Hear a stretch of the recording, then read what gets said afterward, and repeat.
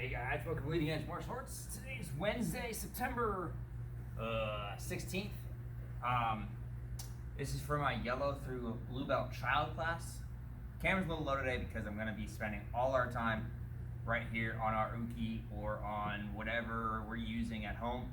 You guys can use a pillow if you guys have a large stuffed animal like a bear or, a bear or one of these guys.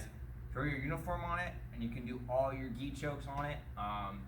You can do everything you need right on the uke or right on whatever you guys are using. So today for my yellow, orange, green, blue belts, make sure you review all of your positions, which we'll go over real quick for you guys right here. We're gonna have Bob keep his hands out for right now. If his face is face down, which is never good, right here, you're in dead man's position. We never turn our back. He can't defend anything. He can't defend anything. He can't defend anything.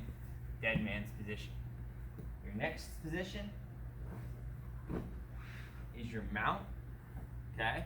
We have our high mount and we have our low mount. For my green blue, you know your low mount is where you need to be for all of your 4, 6, and 8 point clock drills. So you're down here for your low mount, up here for your high mount, top is in control.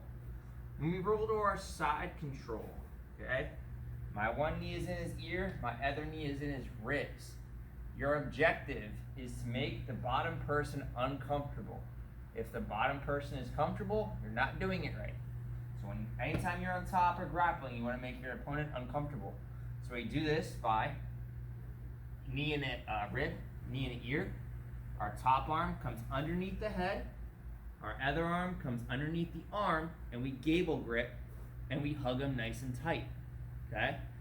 If we're out here like this, and we're lollygagging, and we're thinking about food or what we're doing later, we're not doing our drill properly. Our knees are in, we're flat as we can, and we're really, really low on our opponent in the side control here, okay? Your last position is your guard. Stand up, sit down, throw your legs around them. Okay? You want to crisscross your legs in the back. Make sure you pull them in nice and tight so you can get your legs around him and then posture him up. One thing my lower belts need to really work on is not letting the target flop down. You don't want to be laying here. This is not good. He can strike you from here. You really want to focus on taking your heels and driving them to the floor this way, which in turn opens your hips and pushes him back, which you really want to work on, keeping them away unless you're bringing them into strike. So make sure you guys review those 4 basic positions because those are your 4 basic control positions, okay?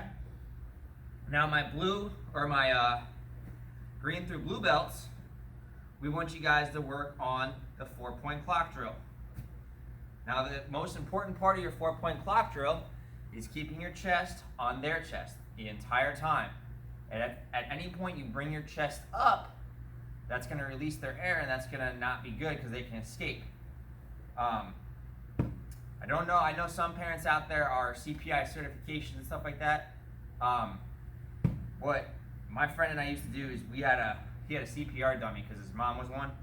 And if you do the chest compression thing, you know how it clicks? Well, it doesn't unclick unless you come up. So if you have one, have your kid practice on it and keep the button in, which will keep the pressure on the chest basically, and it'll teach them when they come up and down off their opponent, all right? So, anyway, that'll work for your 4-point. The 6 and 8 is going to be a little bit different because your body positions go different ways, but we'll get to that later. So 4-point, keep chest on chest. You're down in your low mount here, okay? Typically, their hands would be in here, but, no. Okay, so we're here, all right? We're going to work around the clock. My arm comes underneath. My left hand comes over, I transition my knees around, and I cinch them in nice and tight. I then work my way this way. My arm comes underneath here. My left arm comes back, and I move around to my reverse guard here. I have this underhook. Show you from the other angle real quick. So I'm here. In my low mount, okay? My right arm comes under the head. Left arm under the arm, I sprawl around, boom, I cinch him in, okay? This part's key. My right arm comes under the arm. My left arm shits on his shoulder, and I move around. And now I have the underhook, and I have his belt, and I'm on his chest. I'm not down here. I'm here, low, making it uncomfortable for him, putting my chest right on his chest, my stomach on his face so he can't breathe. I'm gonna reach my hand over the top, left hand comes under the shoulder, around, into my side control, and then I just move right to the mount. Alright? So make sure you guys work that. Make sure you guys work that, your 4-point and your basic control positions. For warm-ups, make sure you guys do your stretches and make sure you guys stretch and actually reach for your toes. I see a lot of kids just sitting around. Make sure that we really stretch those positions so that these are easier. One thing I want to add in, hip mobility right here for your side control and stuff. Your knees, you want them to be able to go out this way. If you're here and you're in a mount, you really can't get much lower. Sorry. You really can't get much lower, but if you drop your knees out, boom, I can get nice and low.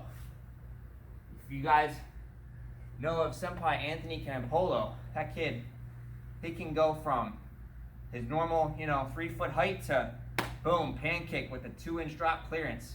It's lower than a Corvette. So make sure you guys work on that flexibility, so that's going to help you with your grappling stuff as well as your kicking stuff. Everyone have a great day. You'll see Sensei Rob with either Bailey or Lucas tomorrow.